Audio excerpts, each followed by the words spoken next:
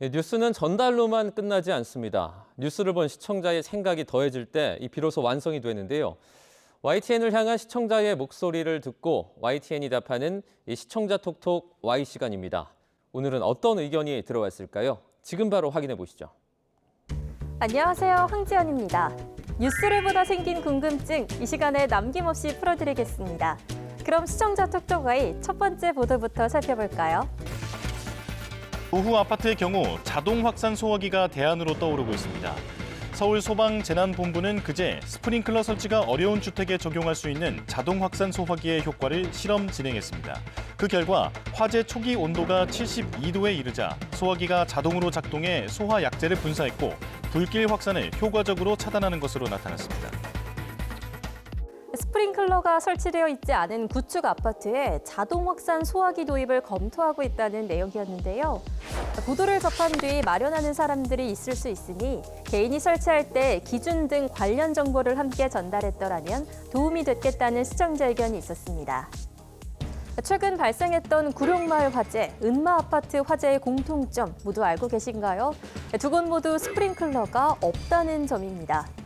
스프링클러 의무 설치 규정은 1990년 16층 이상 공동주택의 16층 이상층으로 처음 규정됐습니다. 이후 2018년 6층 이상 모든 층으로 기준이 확대됐지만 규제 이전에 지어진 구축 아파트에는 스프링클러가 설치돼 있지 않아 화재로 인한 피해가 커지는 거죠.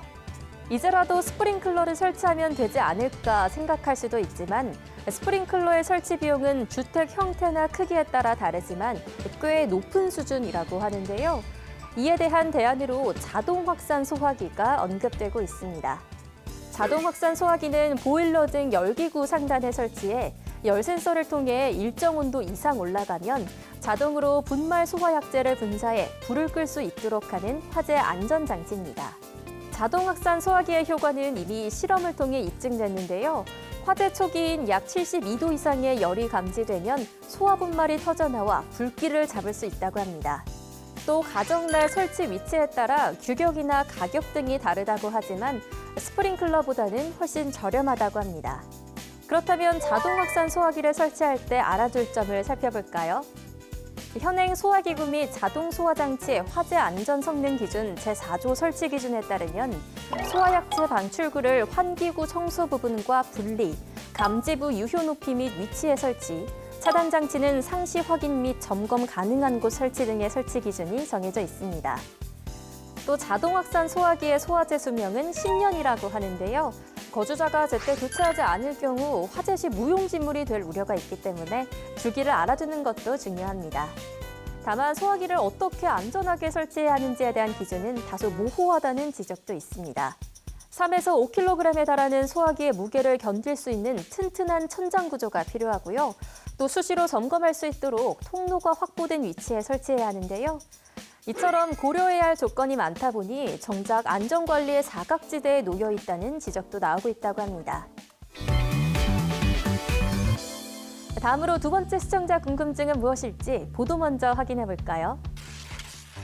이 여성 약물운전 혐의로 긴급 체포됐습니다. 앞으로 신병 확보라든지 처벌 수위는 어느 정도로 좀 예상해 볼 수 있을까요? 지금 이 약물의 어떤 그 종류라든가 사용 횟수라든가 이런 것들이 아직까지 정확하게 특정된 상황은 아닙니다. 프로포폴 하나만 나왔는데 초범이고 만약에 처음 이런 일이 있었다라고 하면 집행유예 수준에 그칠 수도 있지만 만약에 반복적인 남용 전과로 인정될 수 있는 만한 부분이 있고 투약의 횟수라든가 그 양이 상당하다라고 하면 이 부분은 실현 가능성도 배제할 수는 없겠습니다. 네. 프로포폴 불법 소지와 투약 의혹 사건을 다루며 처벌 수위와 오남용 위험성을 짚었는데요. 이와 관련해 프로포폴 같이 문제가 되고 있는 마약류를 어떻게 관리하고 있는지 관리 시스템을 설명해주면 좋겠다는 시청자 의견이 있었습니다. 한때 마약 청정국으로 불렸던 우리나라는 불과 몇 년 만에 달라졌는데요. 그렇기 때문에 마약을 어떻게 관리하는지가 그 어느 때보다 중요해졌습니다. 그렇다면 현재 우리나라에서는 마약류를 어떤 식으로 관리하고 있을까요? 정부는 올해 마약류 범죄 차단과 중독자 회복 지원을 위한 종합대책을 확정했습니다. 올해 총 90개 마약류 관리 정책을 추진한다고 밝혔는데요. 마약류 범죄 엄정 대응, 중독자 일상 회복 지원, 예방 기반 강화, 위험 취약 대상 맞춤형 관리 강화의 4대 전략으로 구분됩니다. 먼저 국제화, 고도화되는 마약류 범죄에 엄정 대응하기 위해 공항만이나 유흥시설, 불법 체류 외국인 밀집 지역 등 마약류 유입 취약 지역에 대한 연 2회 범정부 합동 특별 단속을 실시합니다. 특히 주요 공항만에는 마약류 특별 검사팀을 편성해 우범 화물을 집중 검사하는데요. 여기서 우범 화물이란 통관을 할 때 마약이나 밀수품 거래 따위의 범죄와 연관될 가능성이 높은 화물을 말합니다. 또한 마약류 온라인 유통을 차단하기 위한 전담 수사 체계를 운영하고 텔레그램 등 해외 메신저 서비스 기업과의 협력 체계도 구축할 계획입니다. 의료용 마약류 관리도 강화하는데요. 의사가 환자의 과거 투약 이력을 확인할 수 있는 약품 성분을 단계적으로 확대합니다. 그리고 마약류 통합관리 시스템 빅데이터를 활용해 중복 과다 처방 기관 선별 체계를 구축하고 수사기관과 협업해 현장 점검에 나선다고 합니다. 나아가 마약류를 관리하는 것뿐만 아니라 마약류 중독자들의 중독 발견부터 사회복귀까지 전주기 관리를 강화하고 치료와 사회재활 서비스를 확대하는데요. 교정시설, 소년보호시설 등의 전문가 방문 상담을 실시해 관리 대상을 조기에 발굴하고 젊은 세대에 맞춰 기존 24시간 전화 상담센터에 추가로 비대면 문자 상담 서비스를 제공할 계획입니다. 그리고 중독 수준별, 약물별 맞춤형 치료를 제공하기 위한 한국형 표준진료 지침을 시범 적용하고 마약류 치료 재활 전문가 양성도 확대한다고 합니다. 오늘 마지막 주제에 대한 시청자 의견 이어서 확인해 볼까요? 전쟁이 격화하면서 전 세계 핵심 해상 수송로인 호르무즈 해협 인근을 지나는 선박들은 당장 통행에 위협받는 것으로 전해지고 있습니다.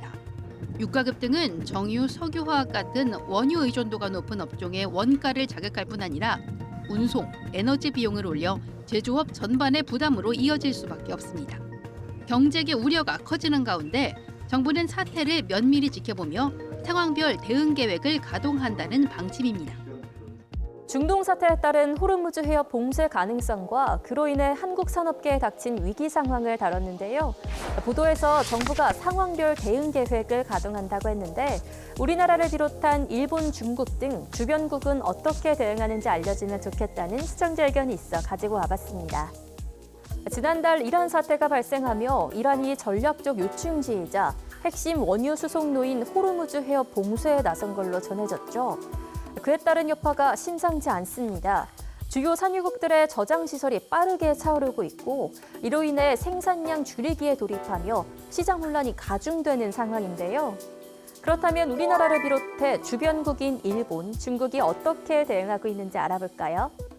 먼저 세계 최대 원유 수입국인 중국은 이번 사태가 자국 경제에 미칠 파장을 면밀히 주시하고 있습니다. 중국은 이란산 원유의 최대 구매국으로 알려졌는데요.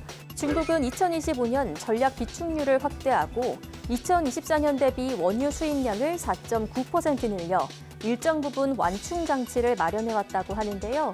덧붙여 중국 외교부 대변인은 이란과 협력해 자국 유조선 등 에너지 운반선 통행료를 확보하겠다는 방침을 밝힌 가운데 실제로 중국 선박의 호르무즈 해협 통항이 확인되기도 했습니다. 일본의 경우 과거 이란에서 많은 원유를 수입했으나 점차 비중을 줄여왔다고 하는데요. 일본의 3대 해운사는 운항을 중단하고 페르시아만 내에 있는 선박을 안전한 해역으로 대피하도록 지시했습니다. 일본은 작년 12월 기준으로 정부와 민간을 합쳐 소비량의 254일분에 해당하는 원유를 비축해둔 상태였고 액화 천연가스는 3주 소비량을 비축한 걸로 알려졌다고 합니다. 우리나라 정부의 사태 장기화 대책 간거는 물량 확보라고 하는데요.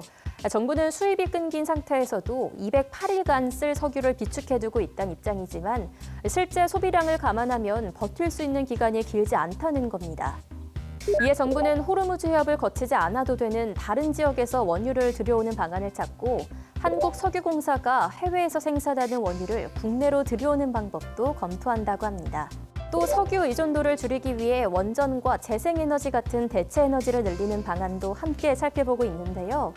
이와 함께 유류세 추가 인하, 소비자 직접 지원 방안도 함께 추진하며 유가 급등에 따른 민생 부담을 최소화하고 물가 상승을 최대한 억제한다는 방침입니다. 여러분이 남겨주신 궁금증 오늘도 속 시원히 풀리셨을까요? 다음 시간 알찬 내용으로 찾아오겠습니다. 그럼 다음 주에 만나요.